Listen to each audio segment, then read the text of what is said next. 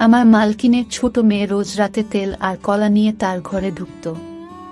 কিছুক্ষণ পর সে যখন ঘরের বাইরে বের হতো তখন তার পুরো শরীর ঘামে ভিজা থাকত। এই কাজটা সে বাড়ির সকলকে লুকিয়ে করত, কিন্তু আমি তার সবকিছুই দেখতে পেতাম, কারণ ওই সময় আমি রান্নাঘরে কাজ করতাম। এটা তার প্রতিদিনের ঘটনা ছিল। সে তেল আর কলা নিয়ে কি করত এটা জানার জন্য আমি একদিন ওর ঘরে লুকিয়েছিলাম। কিছুক্ষণ আগেও ঘরে ঢুকেছে। এরপর আমি যা দেখলাম সেটা দেখে আমার পায়ের তলা থেকে মাটি সরে গেল। বন্ধুরা, গল্পটি প্রথম থেকে বলা যাক। তার আগে আপনি যদি আমাদের এই ছোট্ট চ্যানেলটি নতুন দর্শক হয়ে থাকেন তাহলে চ্যানেলটি সাবস্ক্রাইব করে আমাদের সাথে থাকবেন। আমার নাম শারমিন আক্তার। আমার জন্ম একটি দরিদ্র পরিবারে।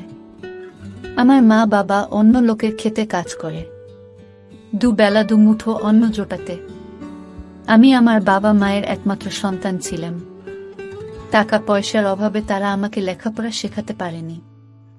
আমাদের কোনো রকমে দিন কাটত। আমার বয়স ছিল 11 বছর। মা বাবাকে সারাদিন কাজ করতে দেখে আমার খারাপ লাগতো, আর তাই আমি ওদের সাথে কাজ করতে চলে যেতাম। কিছুদিন পর বাবার খুব শরীর খারাপ হয়। আমরা ওনাকে হাসপাতালে নিয়ে যাই। সেখানে ডাক্তার আমাদের হাজার হাজার টাকা খরচের কথা বলে। আমাদের কাছে এত টাকা ছিল না, তাই মা জমিদার বাবুর কাছে যায়, যার খেতে আমরা কাজ করতাম। মা জমিদার বাবুর কাছে আঁচল ছড়িয়ে ভিক্ষা চায়, কিন্তু জমিদার বাবু এত টাকা দিতে রাজি হয় না। উনার কাছেই কয় টাকা দেয়া কোনো ব্যাপার নয়, কিন্তু তাও উনি কোনো সাহায্য করলেন না। টাকার অভাবে আমার বাবার ঠিকমতো চিকিৎসা হয় না, আর উনি আমাদের ছেড়ে চলে যান। এখন আমাদের মাথার উপর থেকে ছাতা সরে গেছিল। আমাদের সংসার চালানো আর সাহায্য করার মতো কেউ ছিল না।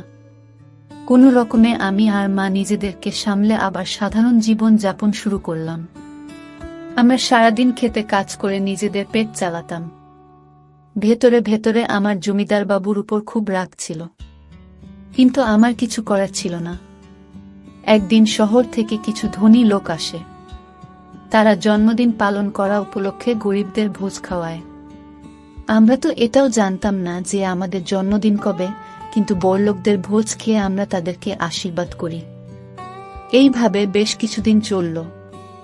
হঠাৎ একদিন মাও এই পৃথিবী ছেড়ে চলে গেল। মা আমার শেষ আশ্রয় ছিল। এখন আমার কেউ নেই। আমি খুব ভেঙে পড়েছিলাম। এই অবস্থায় আমার কাকা কাকিমা আমাকে তাদের বাড়িতে নিয়ে যায়, কিন্তু কাকা কাকিমা কখনোই নিজের মা বাবা হয়ে উঠতে পারে না। এই কথাটা আমি তাদের বাড়িতে পা রাখার পরই বুঝতে পেরেছিলাম। তারা তাদের নিজের মেয়েকে ভালো খাবার দিত, ভালো জামা কাপড় দিত, আর আমাকে দিয়ে বাড়ির সব কাজ করাতো। আমার সাথে ভালো করে কথা বলা তো দূরে থাক, আমার দিকে ফিরেও তাকাতো না। কিন্তু আমি এটাকে নিজের ভাগ্য মনে করে মেনে নিয়েছিলাম। একদিন আমি যখন বাসন মাজছিলাম তখন কাকা শহর থেকে ফিরে আসেন। এসে আমার কাকিকে বলেন যে শহরের এক বাড়িতে কাজের মেয়ে দরকার। আমরা বরং শারমিনকে সেখানে কাজ করতে পাঠিয়ে দিই। সাবিনা ওখানে কাজ করবে, আর আমাদের হাতে টাকা আসবে। আমার কাকিমা এই কথাটা শুনে খুব খুশি হন। আর হবে নাই বা কেন, কিছু না করে টাকা পাওয়া যাবে যে। পরের দিন কাকা আমাকে শহরে নিয়ে আসেন, আর এক বড় বাড়িতে নিয়ে যান, যেখানে একজন মহিলা, তার 2 কন্যা সহ মোট 3 জন একসাথে বসেছিল। কাকা ওনাকে সালাম করেন, আর আমার দিকে ইশারা করে বলেন যে আজ থেকে আপনার বাড়ির সব কাজ এই মেয়েটা করবে। আমি ওকে সকালে এখানে দিয়ে যাব, আর বিকেলে ফেরত নিয়ে যাব। সেই ম্যাম সাহেব আমার দিকে তাকিয়ে জিজ্ঞেস করেন যে আমি তার বাড়ির সব কাজ করতে পারবো কিনা। আমি মাথা নাড়ালাম। আমি জানতাম যে এত বড় বাড়ির সব কাজ একা হাতে সামলানো খুব একটা সহজ হবে না, কিন্তু আমার রাজি হওয়া ছাড়া আর কোনো উপায় ছিল না। কাকা কাকিমার ভয়ে আমাকে রাজি হতে হলো। সেই মালকিন আমাকে সব কাজ বুঝিয়ে দিলেন, আর আমি রান্নাঘরে কাজ করতে শুরু করলাম। আমি সারাদিন কাজ করতাম, আর রাতে কাকা আমাকে বাড়ি নিয়ে যেত। বাড়ি গিয়ে শুকনো রুটি খেয়ে গরমের মধ্যে ঘুমিয়ে পড়তাম। পরের দিন সকালে কাকা আমাকে আবার মালকিনের বাড়িতে দিয়ে আসতো। কিছুদিন এইভাবে চলল। একদিন মালকিনের বাড়িতে অনেক অতিথি আসে, আর তাই কাজও অনেক বেড়ে যায়।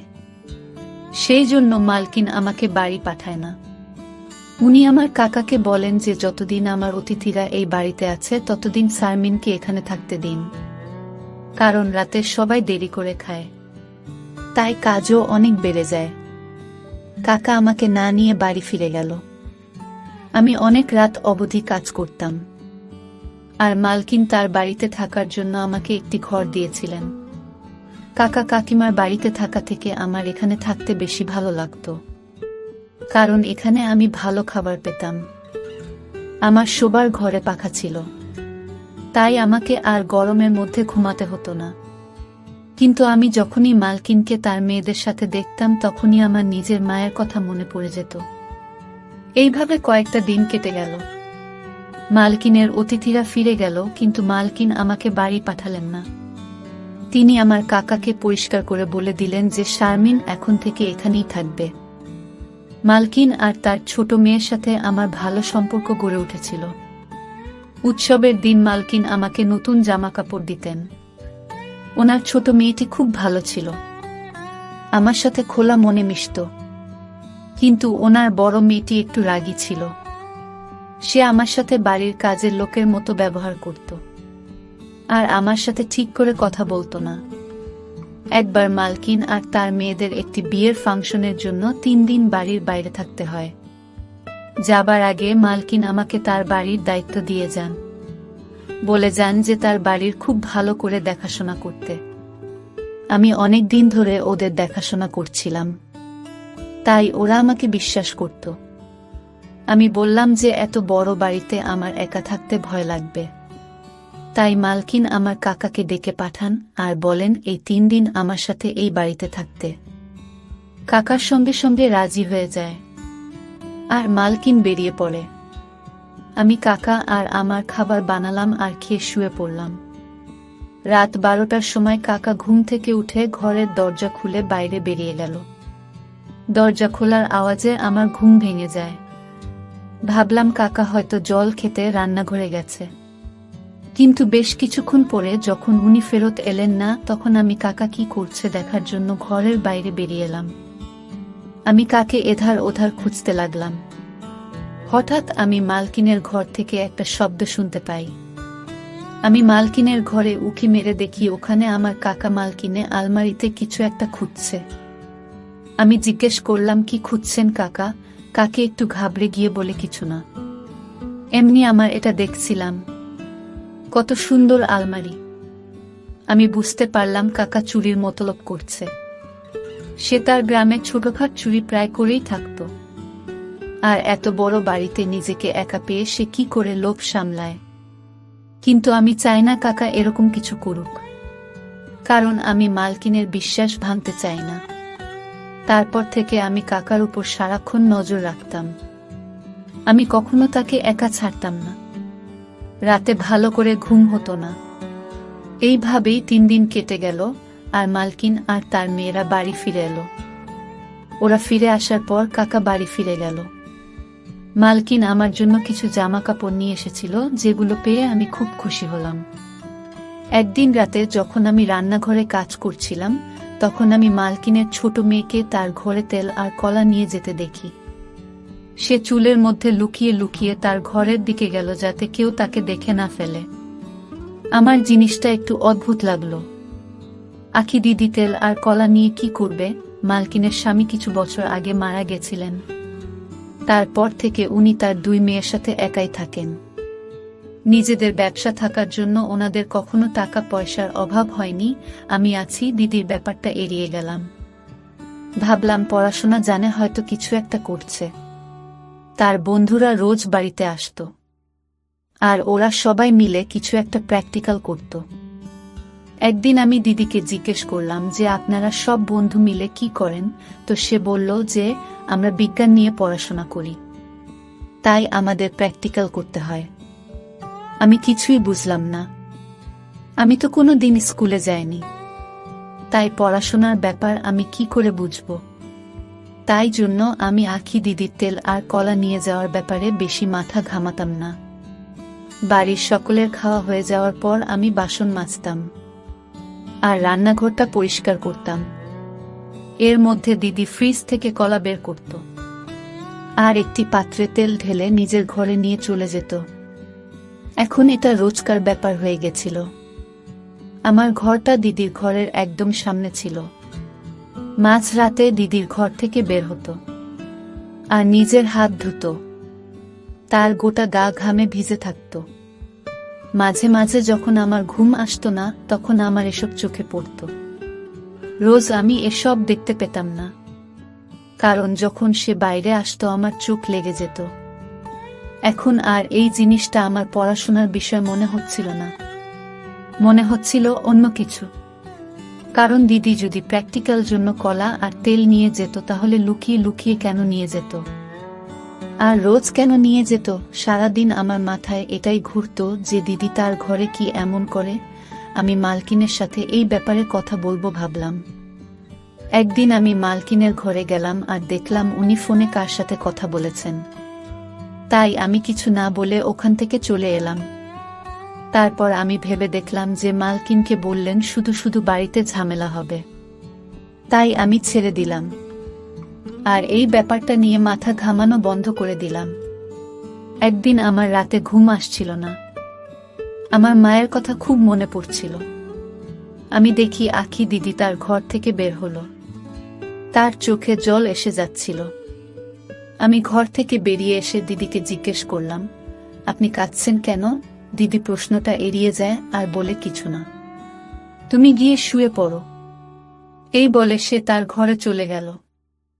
আমার এই চিন্তায় সারা রাত ঘুম হলো না। ভাবতে লাগলাম যে কি এমন হলো যে সব সময় হাসি খুশি থাকা আখি দিদি এত রাতে কাঁদতে কাঁদতে ঘর থেকে বেরিয়ে এলো। সারাদিন আমার মাথায় একটাই চলতে লাগলো, আখি দিদির তেল আর কলা নিয়ে ঘরে যাওয়া, মাঝ রাতে ঘর থেকে বেরিয়ে এসে হাত ধোয়া, সারা ঘামে ভিজে থাকা, তারপর এক রাতে কাঁদতে কাঁদতে ঘর থেকে বেরিয়ে আসা, আর সবথেকে বড় কথা এসব কাজ লুকিয়ে করা। আমার কোনোটাই স্বাভাবিক মনে হলো না। আমার দিদির উপর সন্দেহ হয়। ও কোনো খারাপ কাজ করছে না তো। পরের দিন দিদি কলেজে চলে যায় আর বড় দিদিও তার কলেজে যায়। তখন আমি মালকিনকে চা দিতে গেলাম আর ভাবলাম যে আখি দিদির ঘরটা একবার খুঁজে দেখি। দুপুরবেলা যখন মালকিন ঘুমিয়ে পড়ে, তখন আমি দিদির ঘরে যাই, কিন্তু ঘরে তো সেরকম কিছুই পেলাম না।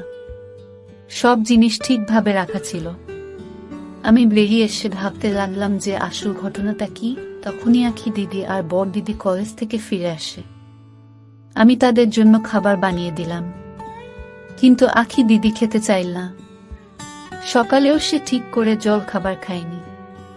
আমি অনেকবার করে বললাম যে দিদি খাবারটা খেয়ে নাও, কিন্তু সে রেগে যায় আর আমি চুপ করে যাই।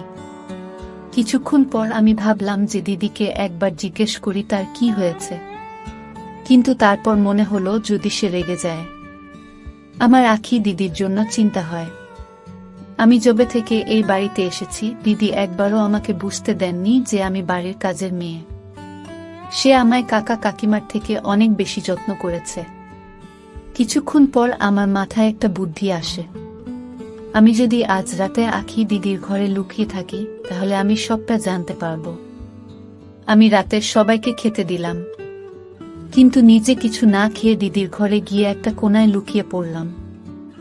আমি এমন সময়ে তার ঘরে ঢুকলাম যখন সে রান্নাঘরে তেল আর কলা নিতে গিয়েছিল। আমি লুকিয়ে লুকিয়ে দেখলাম যে দিদি তার ঘরে এল আর ঘরের পেছনের দরজাটা খুলে দিল। আমার মনে পড়ল সেই দিন যখন আমি দিদির ঘরে এসেছিলাম, তখন এই দরজাটা আমার চোখে পড়েনি। হয়তো দরজাটার সামনে পর্দা লাগানো ছিল, তাই আমার চোখে পড়েনি। তারপর আমি দেখলাম যে দিদি ওই দরজা দিয়ে একটা মানুষকে ভিতরে ঢোকালো। আর তারপর যেটা হলো সেটা দেখে তো আমার পায়ের তলা থেকে মাটি সরে গেল। তখন হঠাৎ আমার হাতে চেনটা, যেটা আমার মা মেলা থেকে আমায় কিনে দিয়েছিল, সেটা খুলে মাটিতে পড়ে যায়। সেই আওয়াজটা শুনে দিদি মনে হলো যে তার ঘরে আরো কেউ আছে। সে উঠে তার ঘরটা খুঁজে দেখতে লাগলো। আর তখনই একটা কোনায় সে আমাকে দেখতে পেল। দিদি আমাকে দেখে ঘাবড়ে গেল আর রেগে গিয়ে বলল, তুমি এখানে কি করছো? এইভাবে লুকিয়ে আছে কেন? দিদির রাগ দেখেই আমি একটু ভয় পেলাম। বললাম, আমাকে ক্ষমা করবেন দিদি, আমি কোনো খারাপ উদ্দেশ্য নিয়ে এই ঘরে আসিনি। আমার আপনার জন্য চিন্তা হচ্ছিল, কারণ আজকাল আপনি ঠিক করে খাবার খান না, আর সেই দিন আপনি কাঁদতে কাঁদতে ঘর থেকে বেরিয়েছিলেন। তারপর আখি দিদি আমাকে সবটা খুলে বলল। সে কোনো ভুল কাজ করছে না, বরং একটা মানুষের উপকার করছে।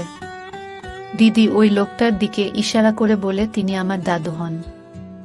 আমার বাবা মারা যাওয়ার পর আমার মা ওনাকে বাড়ি থেকে বের করে দিয়েছিল। তারপর থেকে উনি একটা মসজিদে থাকেন, কিন্তু আমি এটা সহ্য করতে পারতাম না। আমি এই ব্যাপারে মায়ের সাথে কথা বলার চেষ্টা করেছিলাম, কিন্তু মা আমাকে খুব বকা দিয়েছিল। তাই আমি একটি প্ল্যান বানাই। আমি রাতে দাদুকে আমার ঘরে নিয়ে আসি, আর সকাল হলে ওনাকে পিছনের দরজা দিয়ে বের করে দিই।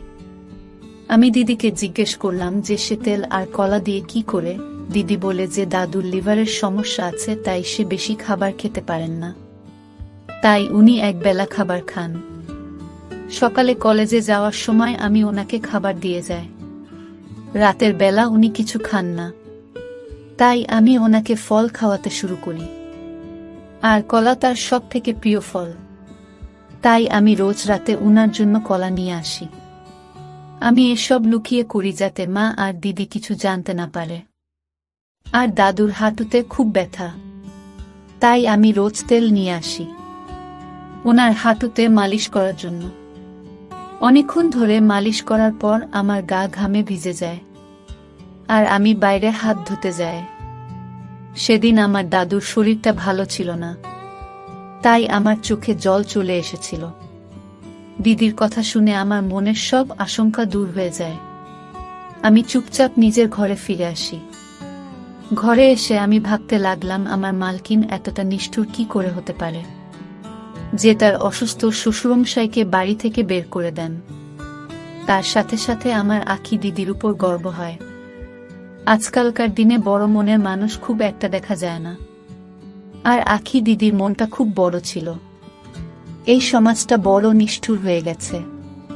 তারা বয়স্ক মানুষদের বাড়ি থেকে বের করে দিচ্ছে।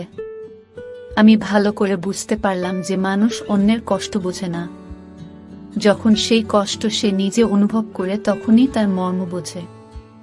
আর বন্ধুরা, এই কাহিনী থেকে আমরা যে শিক্ষা অর্জন করতে পারলাম তা হচ্ছে, আমরা চোখের সব সময় যা দেখি তা নিয়ে সন্দেহ করা ঠিক নয়। হয়তো যা ভাবা হয়, কিন্তু ঘটনা তার থেকে আলাদা। তো বন্ধুরা, আজকে এই পর্যন্তই। ভিডিওটি যদি আপনাদের ভালো লাগে তাহলে অবশ্যই একটি লাইক করবেন এবং কমেন্ট করে আপনার মতামত জানাবেন। ধন্যবাদ।